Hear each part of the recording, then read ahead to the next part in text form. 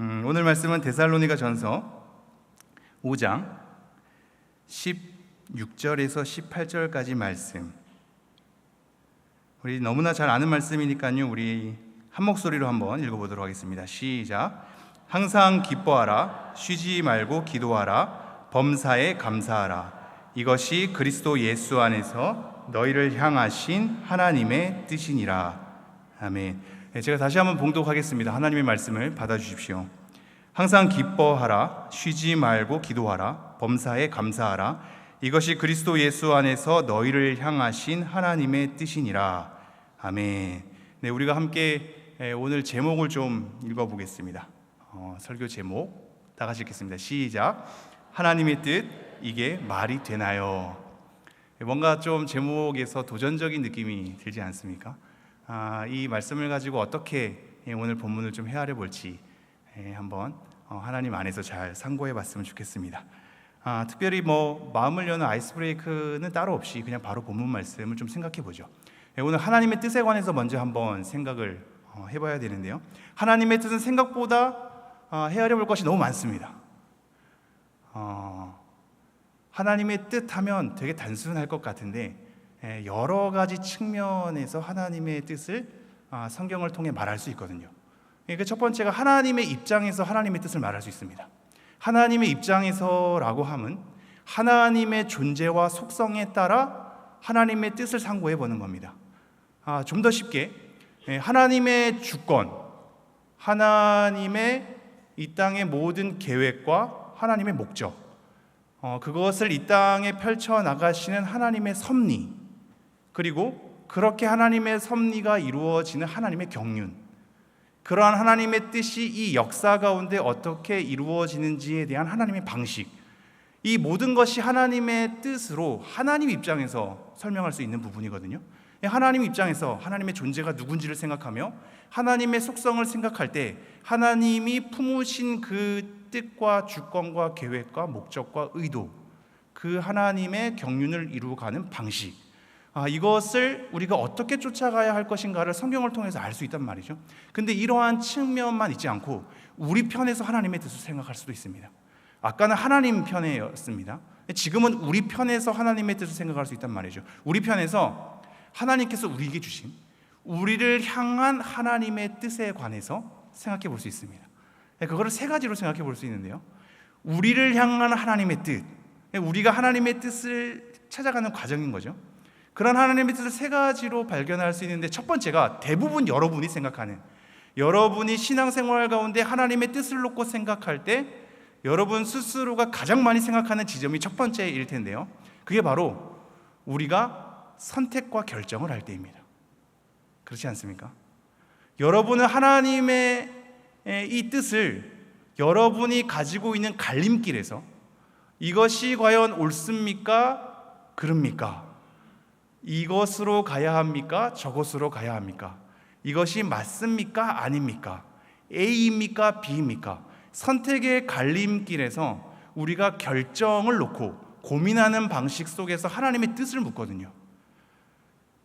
물론 이러한 사례들이 성경 곳곳에 출현하고 있습니다.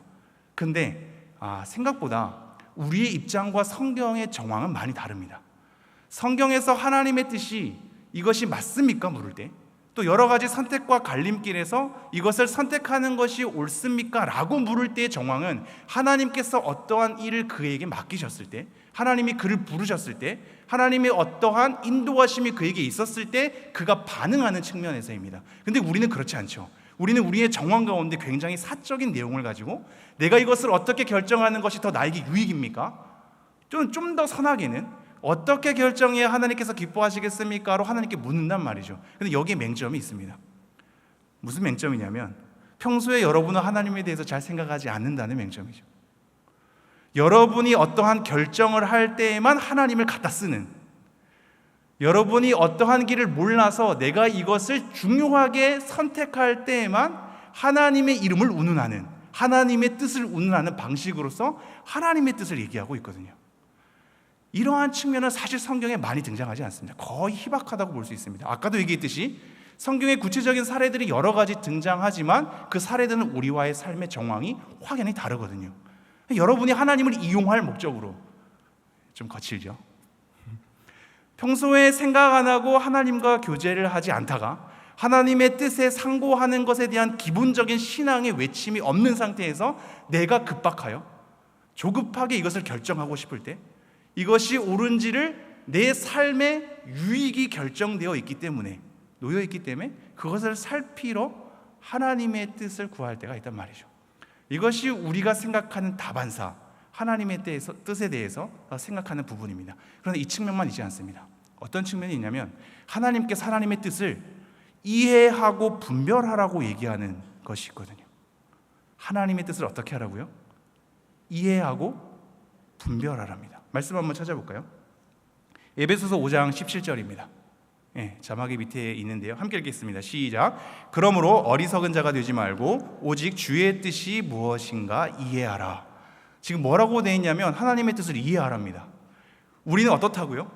하나님의 뜻이 무엇입니까? 내가 지금 결정해야 되겠거든요.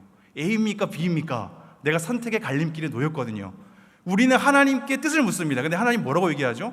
너가 주의 뜻을 이해해야 하지 않겠니? 라고 얘기합니다. 이것으로 주의 뜻을 생각해 보신 적이 있는지요? 하나님의 뜻을 이해하랍니다. 어리석은 자가 되지 말고 하나님의 뜻을 이해하랍니다. 비슷한 말씀으로 로마서 12장 1절, 여러분이 너무나 잘 아시는 말씀입니다. 12장 2절입니다. 함께 읽겠습니다. 시작. 너희는 이 세대를 본받지 말고 오직 마음을 새롭게 함으로 변화를 받아 하나님의 선하시고 기뻐하시고 온전하신 뜻이 무엇인지 분별하도록 하라. 하나님의 선하시고 기뻐하시고 온전하신 뜻이 무엇인지를 어떻게 하라고요? 분별하라. 하나님이 우리에게 요구하시는 것은 하나님의 이 당신님의 뜻을 하나님은 분별하고 이해할 것을 우리에게 촉구하고 있거든요. 근데 우리는 전혀 분별하지 않고 전혀 이해하지 않고 하나님의 선하시고 기쁘시고 온전하신 뜻이 무엇인지 하나님 안에서 말씀을 쫓아가며 자기 내면을 들여다보며 여러 정황 가운데 이것을 분석하며 좀 더 하나님이 기뻐하시는 것이 무엇일까를 전혀 생각하지 않은 채 우리는 자꾸 알려달라고만 하죠. 하나님 알려주십시오. 내가 어느 길로 가야 합니까? 평소에 하나님 생각하지 않고 갑자기 하나님을 내모는 듯한, 그럴 때 경험하게 되는 하나님의 침묵 앞에서 우리는 하나님께 토라져 버리긴 하죠. 하나님 왜 안 알려주십니까? 하나님 왜 막지 않으십니까? 하나님 왜 선한 길로 인도 안 하십니까? 왜 저에게 가르쳐주지 않으십니까? 우리는 토라져서 더 이상 기도도 하지 않는 자리까지 가게 됩니다. 하나님의 뜻에 대해서 분명히 분별하고 이해하라고 말했건만 우리는 여전히 그것에 대해서 외면하고 하나님의 뜻을 알려달라고만 아우성칠 때가 있단 말이죠. 그러니 하나님께서 침묵하지 아니하실 수 없습니다. 그렇지 않습니까? 이해하고 분별하는 것은 하나님의 뜻과 관련해서 우리가 잘 생각해야 될 또 다른 측면이기도 합니다. 그래서 바울은 골로새서 1장 9절에 이렇게 기도를 합니다. 제가 한번 읽어보죠. 너희로 하여금 모든 신령한 지혜와 총명에 하나님의 뜻을 아는 것으로 채우게 하시고, 하나님의 뜻을 아는 것으로 지혜와 총명 안에서 우리를 채우기를 바울이 기도하고 있습니다.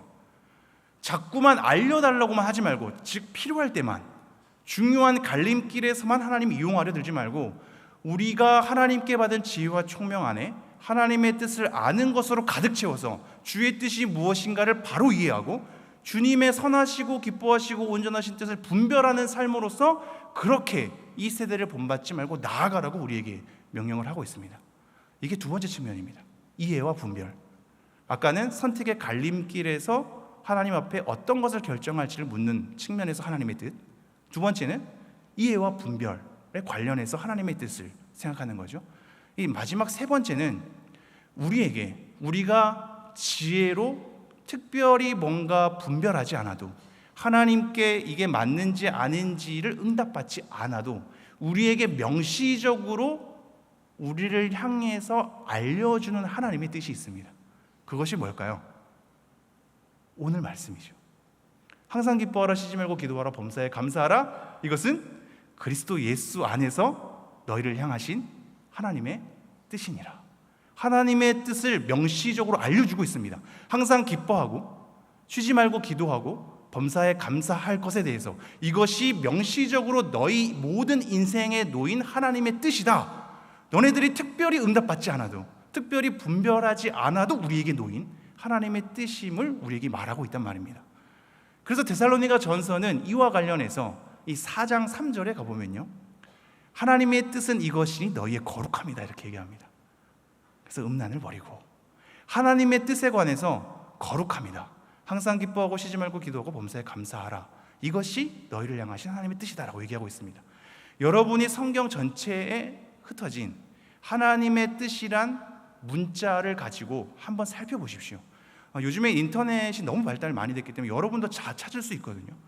다 찾아내면, 하나님의 뜻을 쳐서 성경 관련을 찾아내면 사실 여러분의 생각보다 이렇게 명시적으로 커다랗게 던져준 하나님의 뜻이 성경 가운데 더 많이 눈에 띄게 됩니다. 그런데도 불구하고 우리는 명시적으로 우리에게 말씀하신 하나님의 뜻을 잘 외면할 때가 있죠. 오늘 하나님의 뜻으로 얘기한 항상 기뻐하라, 쉬지 말고 기도하라, 범사에 감사하라는 우리의 인생 전반에 놓인 하나님의 크기 속에서 우리가 삶의 태도와 내용과 방향을 어떻게 가져야 할지를 일러주고 있는 내용입니다. 단편적인 삶의 순간 속에서만 필요한 말씀이 아니라 우리 인생 전반에 놓인 크기 속에, 우리 인생 전반이 담아내야 할 내용 속에, 우리 인생 전반이 향해야 할 목표 속에, 방향 속에, 태도 속에 우리를 이끄는 말씀이라 이거죠. 이 말씀을 우리가 어떤 식으로 오늘 좀 살펴봐야 할지 더 들여다보도록 하죠. 오늘 이 항상 기뻐하라, 쉬지 말고 기도하라, 범사에 감사하라는 하나님의 뜻으로 연결되어 있지 않습니까? 근데 우리가 이 자구적으로 볼 때 이 너희를 향하신 하나님의 뜻이라는 말이 범사에 감사하라와 연관되어 있기 때문에 범사에 감사할 것만 하나님의 뜻처럼 보이기도 합니다. 그러나 이 항상 기뻐하라, 쉬지 말고 기도하라, 범사에 감사하라는 굉장히 긴밀하게 뗄 수 없게 연결되어 있거든요. 그래서 결국 하나님의 뜻으로 다 연결되어 있는 겁니다. 항상 기뻐하는 것이 하나님의 뜻이고, 쉬지 말고 기도하는 것이 하나님의 뜻이고, 범사에 감사하는 것이 하나님의 뜻입니다. 이런 식으로 하나님의 뜻 가운데 이 세 개가 다 연결되어 있습니다. 그런데 우리는 이러한 하나님의 뜻 가운데 너무하다라는 생각이 들죠. 이게 말이 됩니까?를 묻는 지점이 여기입니다. 너무하지 않습니까? 항상 기뻐하라뇨. 기도 조금 하라 그래도 잘 안 하는 우리인데 쉬지 말고 기도하라뇨. 그죠? 범사에 감사하라뇨. 이것이 하나님의 뜻이라면 하나님 너무 벅찹니다. 너무 막막합니다. 너무 막연합니다. 우리가 실천할 수 없는 것만 골라서 우리에게 얘기하는 것 같아서 굉장히 마음이 답답합니다. 이게 도대체 말이 되는 소리입니까? 어떻게 항상, 어떻게 범사에, 어떻게 쉬지 말고 이렇게 하는 것이 가능하단 말입니까? 우리가 이것을 따져 물을 수 있단 말이죠. 이렇게 우리가 이 생각 가운데 오늘 본문의 말씀을 단순하게 읽어내면 오게 되는 문제점들이 있습니다. 어떻게 읽어내면요? 단순하게 읽어내면요. 네. 잘 따라오고 계시죠? 네. 단순하게 읽으면 오게 되는 문제가 있습니다. 그 중에 세 가지를 알려드릴 텐데요. 첫 번째는 뭐냐면 우리 스스로에게 죄책감을 심어주는 말씀이 되고 맙니다. 항상 기뻐할 수 없거든요. 쉬지 말고 기도할 수 없거든요. 범사에 감사할 수 없거든요. 그러니 이 말씀을 떠올릴 때마다, 이 말씀을 대할 때마다 내 모든 현실의 정황을 가지고 이 말씀 속에서 하나님 앞에 설 때마다 죄책감이 가질 수밖에 없죠. 때로는 이 죄책감은 공격적으로 하나님에 대한 원망과 시비 속에서 이 말씀을 상고할 수도 있겠습니다. 이게 첫 번째 문제점입니다. 우리 스스로에게 죄책감을 가져다주는. 두 번째 문제점은 보다 심각합니다. 뭐냐면 남을 향한 잘못된 적용이 있습니다. 남을 향한 잘못된 적용. 여러분이 흔히 경험하다시피 어떤 사람이 낙심되고 우울하고 힘겨운 겁니다. 근데 이 말씀을 하필 그때 갖다 대죠. 아니, 기뻐하라고 얘기하고 있잖아. 항상 기뻐해야지. 여보, 항상 기뻐해야지. 지금 짜증내면 안 돼. 여보, 지금 우리 모든 일에 대해서 범사에 감사해야지. 집사님, 권사님, 하나님께서 집사님에게 그런 힘겨움을 주신 건 하나님이 집사님을 큰 인물로 만들게 하기 위함이야. 하나님이 뭔가 훈련하고 연단하기 위해서 집사님에게 그렇게 고난을 주는 거니까 기뻐해, 감사해, 이렇게 얘기하죠. 아주 듣기 싫은 소리입니다. 그 아무런 위로가 안 되거든요. 욥기가 떠오를 수밖에 없죠. 고난 가운데 처한 그에게, 낭망하고 힘겨워하는 그에게, 절망 가운데 있는 그에게, 한숨 섞인 소리밖에 할 수 없는, 절규밖에 할 수 없는 그에게 내 시작은 미약하였으니 내 나중은 심히 창대하리라가 무슨 위로가 되겠습니까? 내가 당장 힘든데 말이죠. 큰 인물이 될 거라고요? 큰 인물이 안 되던데요. 여러분이 아무리 연단받아도 큰 인물 됩니까? 안 되지 않습니까? 그게 무슨 위로랍시고, 집사님, 다 하나님께서 연단하기 위해서, 하나님께서 집사님을 크게 하기 위해서 그렇게 하는 거야. 기뻐해, 감사해. 우리는 이런 식으로 적용을 하죠.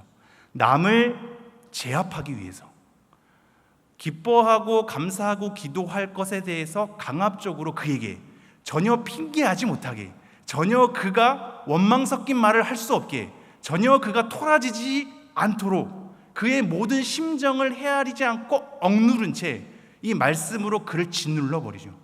이것이 우리는 잘하는 것이라고 착각합니다. 왜냐하면 말씀에 그렇게 기록되어 있기 때문에. 항상 기뻐해야지, 범사에 감사해야지, 오늘도 그렇게 불만 쏟을 거야? 이거를 폭력적으로 행사하거든요. 단순하게 읽어내니까 우리는 이것이 맞는 것처럼 착각합니다. 그에게, 자기에겐 적용 안 하죠. 자기에게는 이 해명할 것이 너무나 많죠. 제가 느끼는 건데요, 제가 아직 연소합니다만 20대부터 모든 사람은 자기의 행동에 대한 이유가 있더군요. 핑계할 길들이 누구나 다 있단 말입니다. 내가 그렇게 한 이유가 다 있습니다. 이유 없는 사람 없습니다. 다 이유가 있거든요. 이유로 가지고 다 이제 해명하는 거죠. 그러니까 그 이유를 하지 못하게, 입막음을 하게, 강압적으로 남에게 대한 적용을 잘못할 수 있단 말입니다. 우리가 교회 안에서 그것이 경건한 것인 것처럼 둔갑할 수 있단 말이죠. 자기 스스로에 대한 죄책감, 남에게 대한 잘못된 적용, 그리고 이것은 어디로 흐르는지 아십니까? 그래서 결국 이 말씀이 나도 힘들게 하고 그도 힘들게 하니까 이 말씀을 외면하게 됩니다. 그리고 이러한 말씀을 점차 외면하게 되면, 항상 기뻐하라, 쉬지 말고 기도하라, 범사에 감사하를 내가 떠올려도 힘들고 그에게 적용해도 힘드니, 아예 이 말씀을 외면하게 되면, 이 말씀을 잘 안 떠오르게 되면, 이 말씀을 잘 안 대하게 되면 어떠한 일이 발생하는 줄 아십니까? 우리를 향한 하나님의 뜻이 외면되게 되고 맙니다. 그렇지 않습니까? 하나님의 뜻이 외면되는 겁니다. 이 말씀이 정말 그런 것을 위해서 존재할까?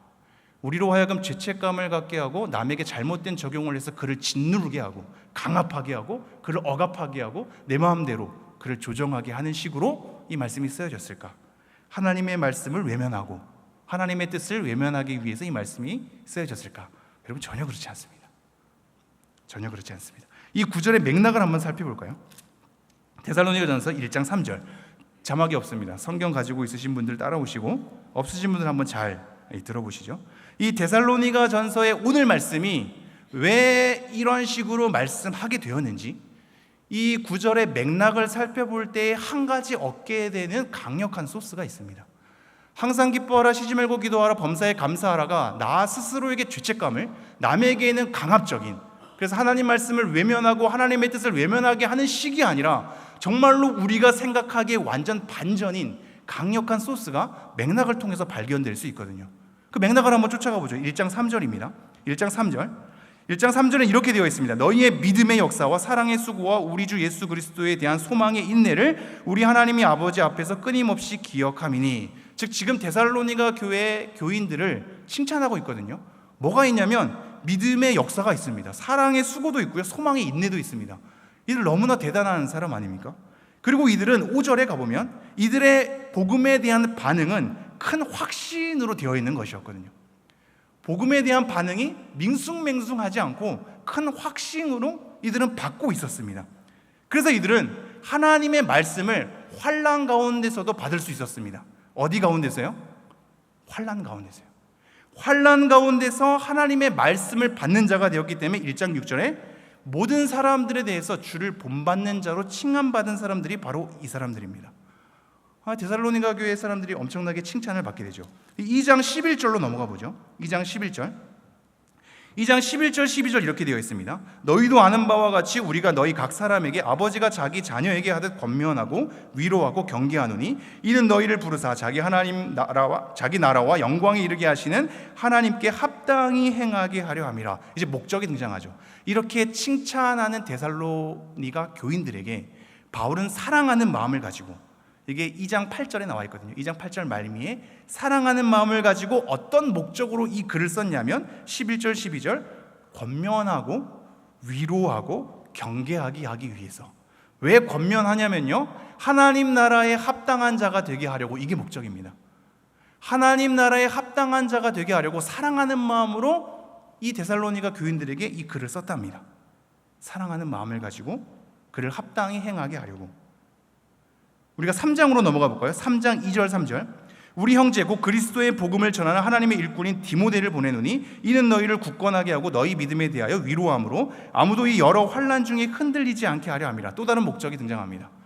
지금 이들이 칭찬받은 데살로니가 교인들이 분명했는데요, 이들이 당하고 있는 환난이 생각지도 않게 자꾸 길어지는 겁니다. 그래서 처음에는 믿음의 역사와 소망의 인내와 사랑의 수고가 다 깃들렸고 환난 가운데서도 말씀을 받았거든요. 근데 길어지는 환난 가운데 이들의 믿음이 흔들리기 시작합니다. 하나님 나라에 합당하게 생활하는 그 생활이 흐트러지기 시작합니다. 그래서 디모데를 급하게 보내죠. 디모데를 보낸 이유는 너희를 굳건하게 하고 너희 믿음에 대하여 위로함으로 아무도 이 여러 환난 중에서 흔들리지 않게 하려 합니다. 이게 목적이었습니다. 지금 계속해서 쫓아오시죠. 이들이 칭찬받는 사람이었지만 길어지는 환난 가운데에서 믿음이 흔들렸고 연약해지고 넘어지게 흐트러지게 되는 상황입니다. 그래서 이들의 믿음을 굳건하게 하고 이들을 격려하고 위로하며 이들을 하나님의 말씀으로 다시 한번 끄집어내기 위해서 권면하는 목적으로 지금 데살로니가 전서가 쓰여졌단 말입니다. 그래서 3장 10절엔 이렇게 얘기합니다. 주야로 심히 간구함은 너희 얼굴을 보고 너희 믿음이 부족한 것을 보충하게 하려 함이라. 환난 가운데 흔들려서 믿음이 떨어진 너희들에게 믿음을 보충하게 하기 위해서 지금 내가 이 글을 쓰고 있다. 그러면서 그 맥락 속에서 4장 3절 아까도 얘기한 하나님의 뜻은 이것이니 너희의 거룩함이다로 요구하고 있는 겁니다. 흔들리는 그들에게 굳건하게 하려고, 그들이 흔들리지 않게 하려고, 떨어진 믿음을 보충하게 하려는 목적으로 하나님의 뜻을 우리에게 거론하고 있단 말입니다. 그런 하나님의 뜻은 첫 번째가 너희의 거룩함이다라고 그들을 세우고 있는 것이죠. 그러면서 4장 13절에 가면 형제들아 자는 자들에 관하여는 너희가 알지 못함을 우리가 원하지 아니하노니 이는 소망 없는 다른 이와 같이 슬퍼하지 않게 하려 함이라. 또 다른 문제가 닥쳤는데 길어지는 환난 가운데 성도의 죽음을 직면하게 되는 겁니다.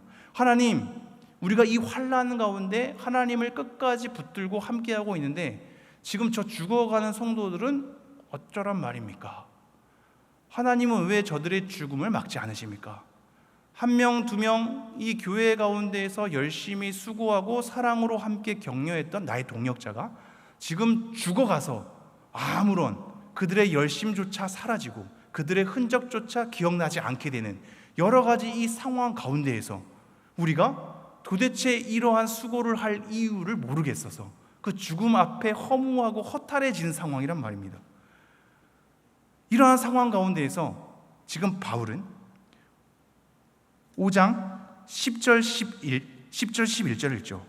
예수께서 우리를 위하여 죽으사 우리로 하여금 깨어있든지 자든지 자기와 함께 살게 하려 하셨느니라. 그러므로 피차 권면하고 서로 덕을 세우기를 너희가 하는 것 같이 하라. 그렇게 흔들리는 죽음 앞에서 허탈해하는 그들에게 예수님께서 다시 재림할 것임을, 성도들이 그때 부활할 것임을 얘기하면서, 그러니 그날을 기다리고 소망하면서 피차 서로 권면하라라고 얘기하고 있거든요.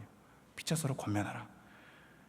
그리고 13절 14절 그들의 역사로 말미암아 사랑 안에서 가장 귀히 여기며 너희끼리 화목하라. 또 형제들아 너희를 권면하노니 게으른 자들을 권계하며 마음이 약한 자들을 격려하고 힘이 없는 자들을 붙들어주며 모든 사람에게 오래 참으라. 이렇게 얘기하고 있습니다. 지금 막 성경 전반을 읽어 내려가니까 마음이 어떠신지 모르겠는데요, 지금 맥락은 딱 하나입니다. 환난 가운데 흔들렸던 이들에게, 성도의 죽음 가운데 허탈해하는 이들에게 부활할 것과 예수님의 재림을 얘기하면서 모여있는 우리 서로가 피차 권면해서 서로 세워갈 것을 얘기하고 있습니다. 그러기에 서로에게 불신하지 말고 외부나 내부에 일어난 환난 때문에 서로 체념하는 방식으로 가지 말고 피차 겉면에서 서로를 세워줘라.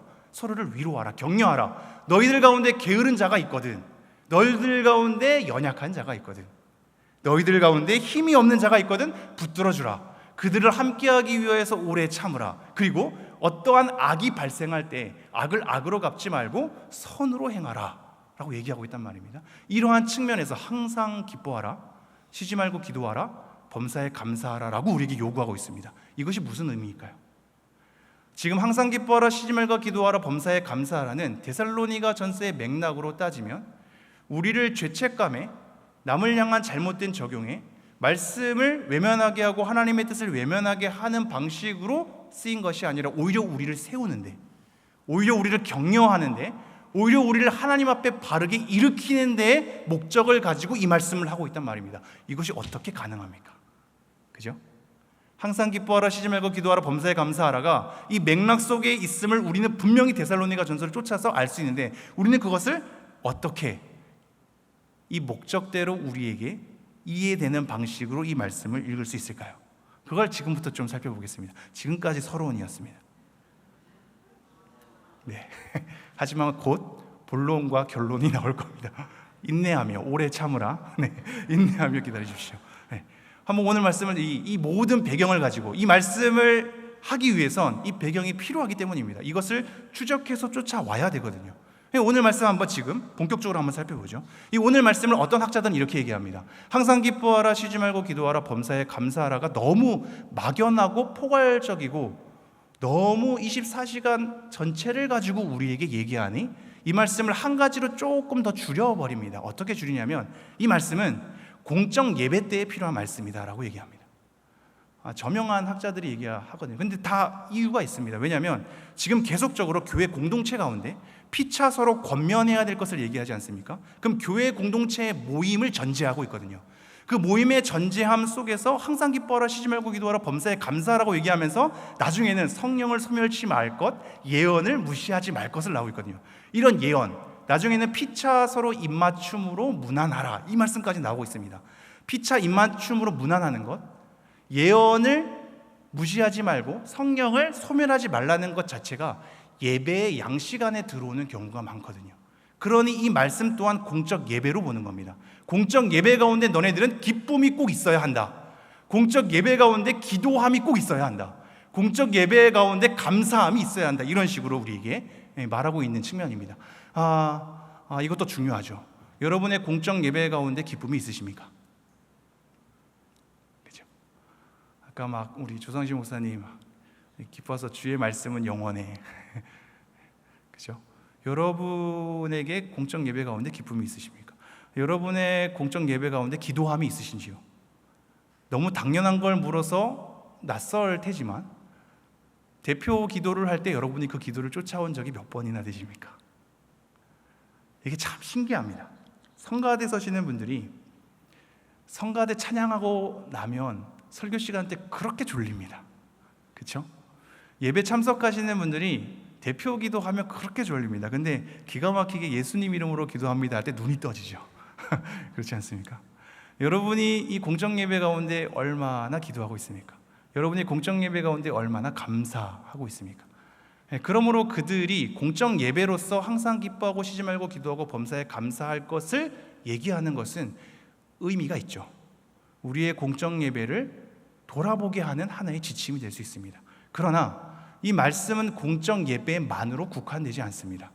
그것을 어떤 식으로 발견할 수 있냐면요, 성경 있으신 분 찾아오시죠. 15절 말미 보겠습니다. 15절 말미 이렇게 되어 있습니다. 서로 대하든지 모든 사람을 대하든지 항상 선을 따르라. 14절 말미에도 이렇게 되어 있습니다. 힘이 없는 자들을 붙들어주며 모든 사람에게 오래 참으라. 즉 지금 이 맥락 속에선 교회 공동체 속에서 서로 붙들어주고 오래 참을 것만을 얘기하는 게 아니라, 즉 공적 모임에서만을 얘기하는 게 아니라 공적 모임 바깥에 있어서도 모든 사람에게로 확대되고 있거든요. 그러므로 항상 기뻐하라, 쉬지 말고 기도하라, 범사에 감사하라도 공적 예배만으로 국한되는 말씀이 아니란 말입니다. 공적 예배 가운데 지극히 필요한 요소이나 이 모든 공적 예배가 흩어지는 모든 우리 이 만남 가운데서, 우리 일상의 영역 가운데서 이 모든 말씀이 다 이어지죠. 연결되는 겁니다.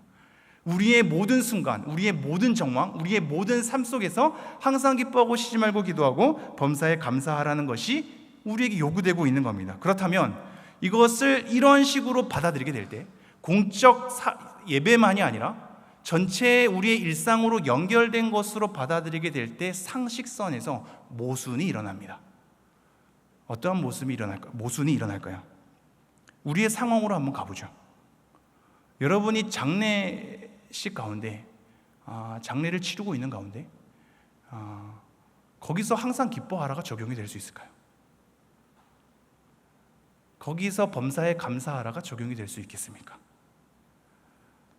여러분의 자녀이거나 여기 앉아있는 여러분의 누군가가 왕따를 당했을 때 왕따를 당한 그 상황 가운데 더 나쁜 나락으로 떨어지지 않는 것에 대해서 감사해라고 얘기할 수 있으신지요? 그것이 기뻐해야 할 삶입니까? 따돌림 당하는 게 기뻐해야 할 삶인지요? 누군가가 성폭력을 당했을 때 그것을 하나님 안에서 감수하고 기쁨과 감사로서 그것을 침묵으로 넘어갈 일입니까? 기뻐할 수 있으신지요? 우리는 항의하고 울분에 처 있는, 그래서 사회 곳곳의 흔적 속에서 고함을 치고 있는 그들에게 뭔가 운동권 같아서 거칠어 보인다고 평가합니다. 뭐 그렇게까지 해. 그렇지 않습니까? 근데 그건 당사자가 아니어서 할 수 있는 말입니다. 그게 당사자라면 고함칠 수밖에 없죠. 그러한 그들에게 가서 항상 기뻐하라고, 범사에 감사하라고 어찌 말할 수 있겠습니까?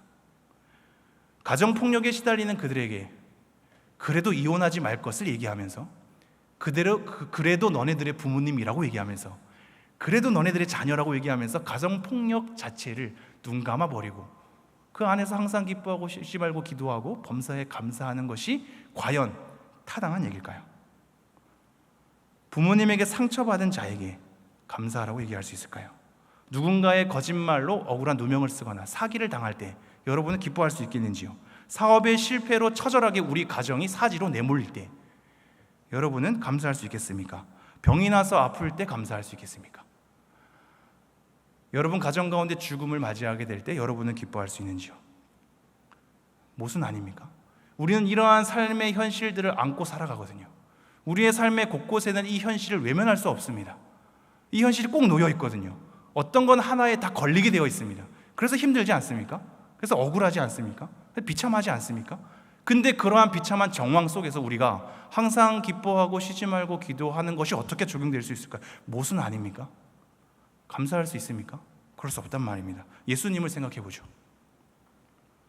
바리새인과 율법사의 잘못을 가지고 예수님은 기뻐할 수 있겠는지요? 예수님 정말로 그렇게 하셨습니까? 바리새인과 율법사가 잘못 적용하고 말씀을 잘못 실천하는 것을 놓고 예수님은 하하호호 웃으셨습니까? 그것에 대해서 감사했습니까? 그렇지 않죠. 나사로의 죽음 앞에 예수님은 웃으셨는지요? 울지 않으셨습니까? 제자들이 잘못할 때 사탄아 물러가라라고 엄하게 그를 꾸짖는 경우도 우리는 보게 됩니다. 감사하지 않거든요. 수많은 사람들의 죄악 앞에서 예수님은 그것을 모든 걸 다 허용하고 그들을 포용하고 안아주지 않고 그들을 떠나서 혼자 한적한 곳에서 기도를 하신 걸 우리는 보게 됩니다. 예수님은 성전을 정결하게 할 때 상을 다 뒤엎어 버리시죠. 바리새인과 사두개인들에게 독사의 자식들아라고 거칠게 욕을 하시기도 합니다. 왜 예수님은 항상 기뻐하지 않으셨을까요? 이 말씀을 어긴 거 아닙니까? 왜 예수님은 범사에 감사하지 않으셨을까요? 왜 화내셨을까요? 왜 그들을 꾸짖으셨을까요? 왜 그들에게 고함쳤을까요? 그래서 여건에서도 이 말씀 가지고 감사하셨어야죠. 예수님은 왜 쉬지 않고 기도하지 않으셨을까요? 물론 기도는 다른 측면일 수 있겠습니다. 예수님은 완전한 사람인 동시에 완전한 하나님이시기에 어떠한 일을 하시면서도 동시에 기도할 수도 있겠습니다. 근데 우리를 따져보죠. 사도들을 생각하면서 우리를 따져볼 때 쉬지 않고 기도하는 것이 말이나 되는 얘기입니까? 지금 설교하면서 제가 기도할 수 있겠는지요? 여러분이랑 대화하면서 하나님과 기도하면 딴 생각하는 거 아닙니까? 그죠? 불가능하거든요. 여러분이 어떠한 일을 할 때, 교회 봉사를 할 때, 가정에서 일을 할 때 그 일은 일 자체로 집중해야 될 문제이지 이 일을 기도로 대체할 문제는 아니죠. 그럼 결국 쉬지 않고 기도할 수 없단 말입니다. 단순하게 적용하려고 하면 말씀 속에서 모순이 발견되고 우리의 삶 속에서도 모순이 일어납니다. 이 말씀은 이상한 말씀이 되어버립니다. 너무나 인생을 잘 모르는 말씀이 되고 희노애락 자체를 잘 생각하지 못하는 말씀, 삶의 다양성을 모르는 말씀, 복잡한 우리의 심경을 모르는 말씀이 되어버립니다. 과연 하나님의 말씀이 이런 식으로 단순하게 읽혀서 모순을 일으키는 걸까요? 사실 이 말씀은 다양한 과정을 내포하고 있습니다. 어떠한 걸 내포하고 있다고요? 다양한 과정을 내포하고 있습니다. 그리고 혹시 불편하게 여기지 마십시오. 제가 이렇게 물으면서 반복하는 것은 잘 한번 마음속에 새기라고 제가 반복해서 짚어드리는 겁니다. 이 말씀은 다양한 과정이 내포되어 있는데요. 첫 번째로 먼저 생각할 것이 뭐냐면 우리는 이 말씀을 가지고 어떤 것을 먼저 씨름해야 하냐면 기뻐할 것에 기뻐하고 감사할 것에 감사해야 합니다. 지금 먼저 따른 항상, 범사, 이것은 조금 이따가 생각을 해보죠. 지금 이 말씀을 대할 때 우리는 단순하게 그걸로 뛰어넘는 것이 아니라 과정이 필요하거든요. 그럼 먼저 기뻐할 것에 기뻐하고 감사할 것에 감사하는 자세와 태도가 필요합니다. 기뻐하지 말아야 될 것에 기뻐하는 것은, 감사하지 말아야 될 것에 감사하는 것은, 제가 거친 표현이 나오려고 했는데요, 그거는 굉장히 어리석은 겁니다. 하나님이 기뻐하지 않는 겁니다. 그렇지 않습니까? 기뻐해야 될 것에 기뻐해야지, 감사해야 될 것에 감사해야지, 감사하지 않는 불의에 관해서, 죄악에 관해서, 사람들의 잘못된 행습에 관해서 우리가 어떻게 그것을 기뻐할 수 있겠습니까? 기뻐할 것에, 기뻐할 것이 무엇인지를 분별하고 감사할 것이 무엇인지를 분별해서 기뻐하고 감사해야 할 것에 감사해야 합니다. 마찬가지로 기도 또한 아무 소리나 쉬지 않고 되뇌인다고 해서 성숙한 기도로 가는 게 아닙니다. 자기 혼자 주저리 얘기한다고 해서 기도가 되는 게 아닙니다. 말씀 없는 기도는 기도 그 자체가 부패될 가능성이 있습니다. 여러분의 심경을 토로하는 기도로만 가면, 여러분의 상황과 정황 가운데서만 기도가 매여 있기 때문에 그 기도는 곧 부패할 수 있습니다. 말씀 없는 기도는 부패하거든요. 말씀 없는 기도는 부패할 수 있습니다. 그러므로 기도해야 할 것에 기도해야 합니다. 다시 한번 정리합니다. 먼저 이 말씀을 우리가 대할 때 첫 번째 일어나는 작업은 기뻐해야 할 것에, 기도해야 할 것에, 감사해야 할 것에 감사함으로 우리를 초대하고 있다라는 사실입니다. 그렇다면 이제 한 가지 의문이 들죠. 만약에 기뻐해야 할 것에, 감사해야 할 것에, 기도해야 할 것에라고 이것을 제한 두어버리면, 목사님 이 말씀이랑 지금 맞지 않지 않습니까? 지금 이 말씀은 항상이라고 얘기하고 있거든요. 이 말씀은 쉬지 말고라고 얘기하고 있거든요. 이 말씀은 극히 기뻐해야 할 것, 그것만을 얘기하지 않고, 감사해야 할 것, 그 부분만을 얘기하지 않고 범사를 얘기하고 있거든요. 그러므로 그것은 이 말씀과 안 맞는 것 같습니다 라고 의문이 생길 수 있겠습니다. 그런데 여러분, 이것은 과정이 필요하다 그랬죠. 지금 이 말씀으로 들어와서 항상 기뻐하고 쉬지 말고 기도하고 범사에 감사하는 이 결과 속으로 지금 과정이 한 가지가 필요한 상황입니다. 어떤 과정이 필요하냐면요, 하나님은 항상 기뻐하고 쉬지 말고 기도하고 범사에 감사하는 결론을 가지고 우리를 초청하고 있지 않습니다. 너네들의 모습 속에서 항상 기뻐하고 쉬지 말고 기도하고 범사에 감사해야 돼, 지금 즉시 그래야 해 라는 것으로 우리를 강압하지 않고 우리의 현실을 담아내서 끌어오게 하십니다. 우리의 현실을 내팽겨치고 오게 하지 않고 우리는 현실을 담아서 과정으로 그 속에 끌고 가야 합니다.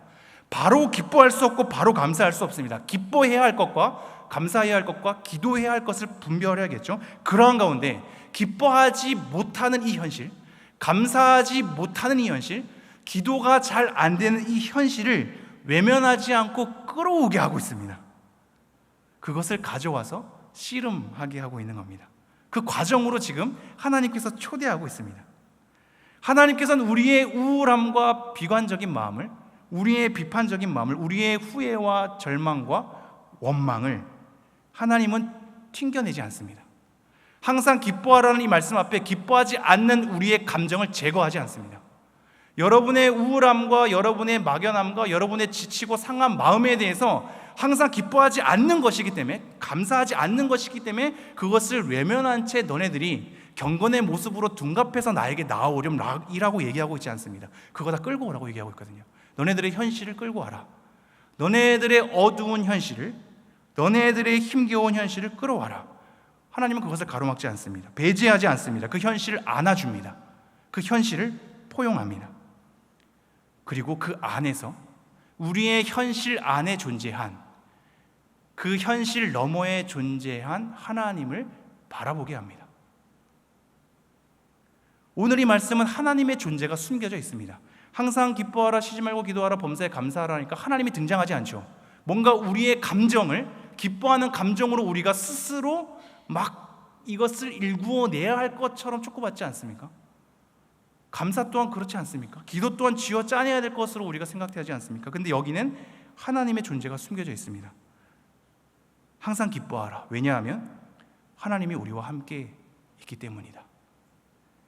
쉬지 말고 기도하라. 왜냐하면 하나님이 우리의 사정을 익히 아시기 때문이다.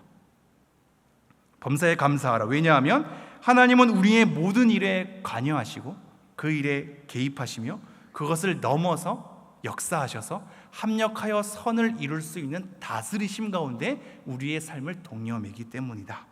이렇게 얘기하고 있는 겁니다. 그러니 너네들의 현실 가져와 보렴, 이렇게 얘기하는 겁니다. 하나님의 초청이 숨겨져 있습니다.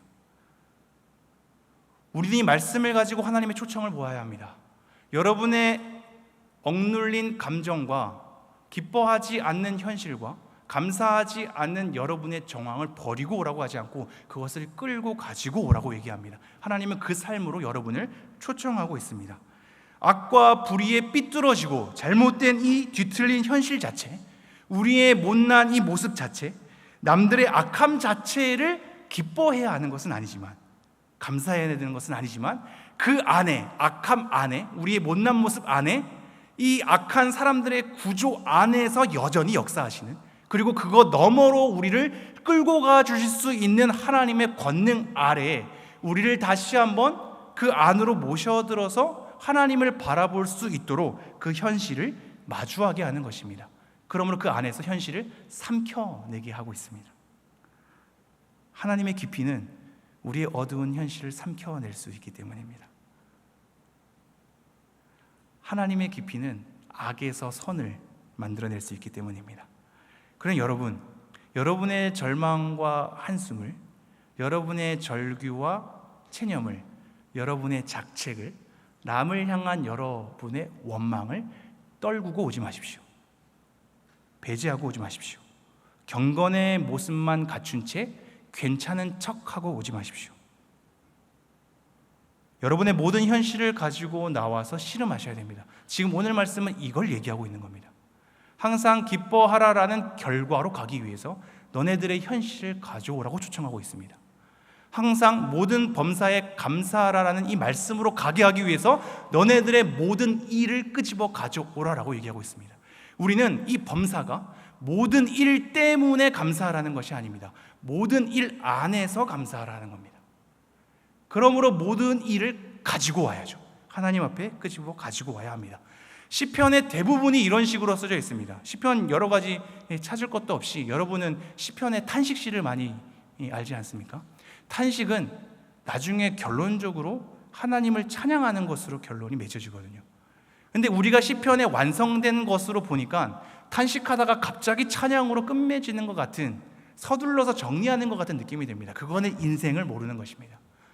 시편은 인생의 여러 정황 가운데 그 모든 것이 정리된 다음에 쓰였거든요. 그러니 과정은 굉장히 지난했던 겁니다.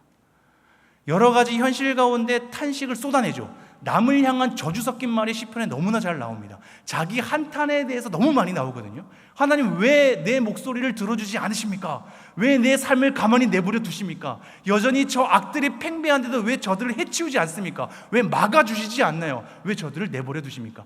이걸로 수많은 울분을 토한 채 하나님 앞에 절규하고 탄식하는 것이 시편의 내용이거든요. 그 탄식의 삶이 굉장히 오랫동안 하나님 앞에서 씨름하게 된단 말입니다. 그 현실을 지나와서 결국은 하나님 앞에서 생각하고 하나님 앞에서 우리의 마음을 꺼내놓으며 하나님 앞에서 우리의 현실을 일러 바치게 하고 고뇌하며 절규한 채 하나님의 도우심을 다시 구하며 내 영혼에게 명령하고 하나님의 존재와 일하심을 떠올리면서 결국은 찬송하게 만들어내십니다. 여러분의 현실을 끄지고 와서 절규하고 마음을 꺼내놓고 일러 바치는 것을 허용하신단 말입니다. 여러분의 탄식을 허용합니다. 그러므로 여러분은 탄식을 배우셔야 합니다.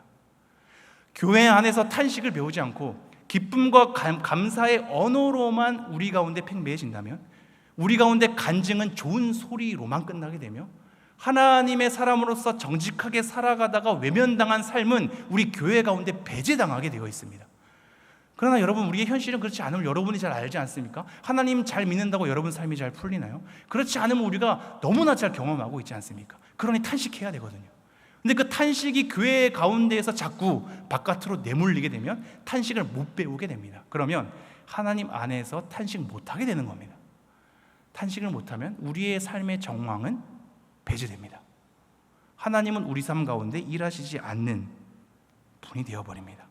여러분, 오늘 말씀은 이러한 현실을 가지고 와서 다시 한번 우리로 하여금 제자리에 놓는 말씀입니다.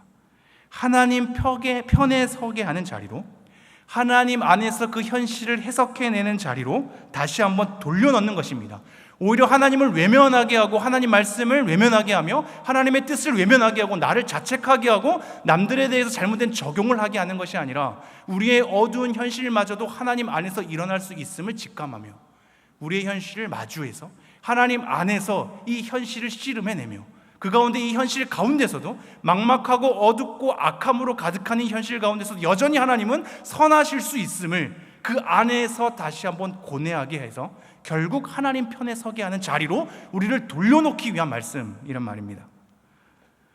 결국 이 말씀은 하나님 없이는 내가 만들어내는 감정과 모습이 아닌 겁니다. 하나님 없이는 우리는 기쁨과 감사와 기도함이 절대 만들어지지 않습니다. 그래서 이 말씀은 주 안에서 기뻐하는 겁니다. 항상 기뻐하는 것은 주 안에서 씨름하고 그 현실을 가져와서 감사하는 것 또한 주님께, 기도하는 것 또한 대상이 없는 게 아니라 주님께 기도하는 겁니다. 여러분이 어느덧 기도가 묵상으로 되면서 자기 생각을 되뇌일 때가 있거든요. 제가 많이 그러기 때문에 압니다. 어느 순간 기도하다가 내 생각으로 내 머릿속에서 되뇌이는 것이 기도로 착각될 수 있습니다. 대상이 없어지거든요. 하나님이 없어지는 기도는 나만의 주문과 자기 최면이 되고 맙니다. 기도는 대상이 있어야죠. 하나님께 하는 겁니다. 그러므로 기쁨과 기도와 감사는 하나님과 떨어질 수 없는 일들입니다. 하나님과 절대 떨어질 수 없이 연결되어 있기 때문에 오늘 말씀 끝에는 이렇게 되어 있습니다. 이것이, 다 함께 읽어볼까요? 시작. 이것이 그리스도 예수 안에서 너희를 향하신 하나님의 뜻이니라. 이것이 누구 안에서요? 그리스도 예수 안에서. 그리스도 예수 안에서만 가능하기 때문입니다. 항상 기뻐하는 것이 하나님의 존재가 숨겨져 있다 그랬죠. 하나님 안에서 씨름하는 건데 하나님 안에서 씨름해서 항상 기뻐하는 결과를 도출해내기 위해선 주 안에서만 가능하기 때문에 요구되는 거거든요. 기도하는 것과 감사하는 그 모든 것이 그렇습니다. 우리는 주님 때문에 하나님께 연결된 자들입니다. 예수 그리스도께서 우리가 연약할 때, 우리가 원수 되었을 때, 우리가 죄인이었을 때 우리를 위해서 십자가로 희생하셔서 우리를 구속해 내셨습니다. 그러한 주 안에서 우리는 구원받은 존재로서 기쁨의 출발을 하며 그러한 예수님의 구속의 사건이 우리의 찌질한 모습에도 불구하고 우리를 완성으로 끝까지 끌고 가실 거거든요. 그런 예수님의 재림 가운데 약속이 우리에게 보장되어 있습니다. 그것으로 끌고 갈 것이기에 과정 가운데 너네들이 지치고 힘들 수 있으나 어두운 현실 가운데 막막하고 공의가 무너지는 것 같으나 결국 예수님께서 다시 오실 것이니 너네들을 구속하신 예수께서 너네들의 구속을 완성하실 것이니 주 안에서 기뻐하라 얘기를 하고 있습니다. 여전히 하나님 우편에서 강구하시는 예수 그리스도 때문에 우리는 주 안에서 쉬지 말고 기도할 수 있습니다. 이 땅 가운데서 구속을 이루어내실 때 다 이루었다고 말씀하신 예수님께서 알파와 오메가 되신다고 요한계시록에 얘기하면서 결국은 우리를 최후에 완성될 하나님의 나라로 끌고 가실 것이기 때문에 과정 가운데 일어나는 범사가 우리들의 눈에는 뒤틀린 것 같으나 그 안에서 선을 만들어내시는 하나님의 권능을 바라보며 완성을 향해 가시는 하나님의 신실하심을 바라보며 주 안에서 감사하라라고 얘기를 하고 있는 겁니다. 다시 한번 처음으로 돌아가죠. 그럼 갈무리를 하겠습니다. 데살로니가 교회로 다시 한번 돌아가 볼까요? 저는 오늘 이 말씀을 기뻐하는 것이 무엇인지, 감사하는 것이 무엇인지, 기도하는 것이 무엇인지, 이 각각의 주제에 관해서 방법을 어떻게 하며 성경 곳곳에서 어떻게 얘기했는지를 말하고 있지 않았습니다. 그거는 따로 시간을 할애해서 얘기할 부분이겠습니다. 오늘은 왜 데살로니가 전서가 항상 기뻐하라고 얘기했는지, 쉬지 말고 기도하라고 얘기했는지, 범사에 감사하라고 얘기했는지를 지금 살펴보고 있는 겁니다. 데살로니가 교회는 환난 가운데 무너지고 있습니다. 지치고 있습니다. 낭망하고 있습니다. 그들이 성도들의 죽음을 바라보면서 허무하고 허탈해하고 있습니다. 그래서 그들을 세우기 위해, 그들의 현실을 가져오기 위해, 그들의 어두운 현실을 하나님 안에서 소화해내기 위해, 그들이 분별해내기 위해, 결국은 하나님 편에 서 있게 하기 위해 항상 기뻐하고 쉬지 말고 기도하고 범사에 감사하라는 것을 우리에게 얘기하고 있는 겁니다. 우리는 기뻐할 때 당연히 기뻐할 수 있겠죠. 감사한 일에 감사할 수 있겠습니다. 그런데 이 말씀이 항상과 범사로 나오는 것은 기뻐하지 않는 현실 때문에 그렇거든요. 감사할 수 없는 현실 때문에 그렇거든요. 그러기에 감사할 수 없는 현실과 기뻐할 수 없는 그 현실을 가지고 나오라는 것에 이 말씀은 방점이 있습니다. 우리를 세우고 살리게 하시려고, 우리의 믿음을 단단하게 하시려고, 교회에서 외면되고 알아주지 않는 우리의 현실을 하나님 앞에 가져와서 마주하게 하시려고, 우리의 죄책감을 하나님 안에서 보내게 하시려고, 남에게 범죄하는 것들을 하나님 안에서 다시 한번 깨닫게 하시려고 우리를 서로 피차 권면하고 살리게 하는 말씀이 오늘 본문의 정황이며 의도이며 목적이며 의미입니다. 결국 이 말씀은 우리를 살리는 말씀입니다. 네, 우리가 함께 찬양을 좀 준비하면서 오늘 말씀을 갈무리하겠습니다. 우리는 좀 소박하게 이렇게 생각할 수 있겠습니다. 하나님, 저는 크게 기뻐하는 거 원하지 않습니다. 하나님, 저 크게 감사할 것들 많지 않아도 됩니다. 그냥 우리 자녀랑 나 자신 그냥 건강하게 하루하루 소소하게 보내는 것으로 저는 그것으로 충분합니다. 제가 많은 현실을 살아내다 보니 크게 욕심이 없습니다. 그냥 작게나마, 하나님 작게나마 우리를 그냥 소소하게 하루하루 인도해 주시는 것, 저는 그것으로 만족합니다. 우리 이렇게 얘기할 수 있겠죠. 근데 여러분, 우리의 삶은 우리가 정하는 것이 아닙니다. 우리의 생각과 우리의 한계로 내가 이것만으로 그냥 이것만 있어도 괜찮아요 하나님이라고 정할 수가 없습니다. 우리의 삶은 예측할 수가 없습니다. 이해할 수 없는 일이 너무도 많죠. 우리는 여전히 연약하고 죄악으로 넘쳐나는 이 세상의 현실들과 더불어서 살아가고 있습니다. 다양한 자유로움이 있거든요. 다양한 생각과 가치가 있습니다. 다양한 삶의 방식이 있습니다. 다양한 신념이 공존하기에 우리는 부딪힐 수밖에 없습니다. 그 현실 가운데 우리는 낭망하고 좌절하고 힘겨울 수밖에 없죠. 하지만 하나님께서는 우리의 그러한 현실을 가지고 오라고 얘기하고 있습니다. 우리의 생각 너머로 하나님의 삶을 펼치시겠다고 얘기하고 있습니다. 우리의 현실은 그러한 악들이 공존하는 삶 속에서 그 악에도 불구하고 선을 만들어내시며 길을 내시는 하나님의 열심 속에 특별한 사람으로 부름받아 좁은 길로서 참여하는 인생입니다. 그러니 우리가 정할 수 없습니다. 이것으로 충분합니다로 정할 수가 없습니다. 내 손에 우리 인생이 들어와 있지 않습니다. 톡톡 튀는 인생이며 걷잡을 수 없는 인생입니다. 다양한 부딪힘 속에 우리는 현실을 살아가고 있습니다. 이러한 현실이 너무 벅차서 넘어지고 쓰러지는 우리에게, 우리 안에서 해결이 안 돼서 발버둥치며 원망하며 너무나도 예민해지고 날카로워지는 우리에게, 믿음이 흔들려서 도망가고 싶고 회피하고 싶은 우리에게 다시 한번 정신을 차리게끔, 하나님 안에 서게 하게끔, 하나님 편에 자리하게끔, 다시 한번 그 자리에서 일어나게끔 우리를 초청하고 있습니다. 그러므로 여러분, 항상 기뻐해 주십시오. 쉬지 말고 기도해 주십시오. 범사에 감사해 주십시오. 마땅히 기뻐할 것에 기뻐하고 감사할 것에 감사하며 기도할 것에 기도하십시오. 그리고 더 나아가서 그럴 수 없는 상태의 현실을 가져와 주십시오. 그 속에서 씨름하며 빚어내고 마주해 주십시오. 그 어두운 터널을 지나셔야 합니다. 터널을 지나야 터널 밖에 있는 빛을 볼 수 있기 때문입니다. 여러분, 우리가 이렇게 씨름하며 살아갈 때 하나님의 뜻을 씨름하며 살아가는 인생이 되는 것이며, 우리가 이렇게 씨름하며 살아갈 때, 그리고 그것을 조금씩 이루며 살아갈 때 하나님의 뜻을 이루는 하나님의 사람이 되는 것입니다. 이러한 사람이 될 수 있도록 예수님께서 다시 오시는 그날까지, 우리 죽음이 맞이하게 되는 그날까지 우리의 인생을 정직하게 살아내는 우리 모두가 되었으면 좋겠습니다. 함께 찬양하겠습니다.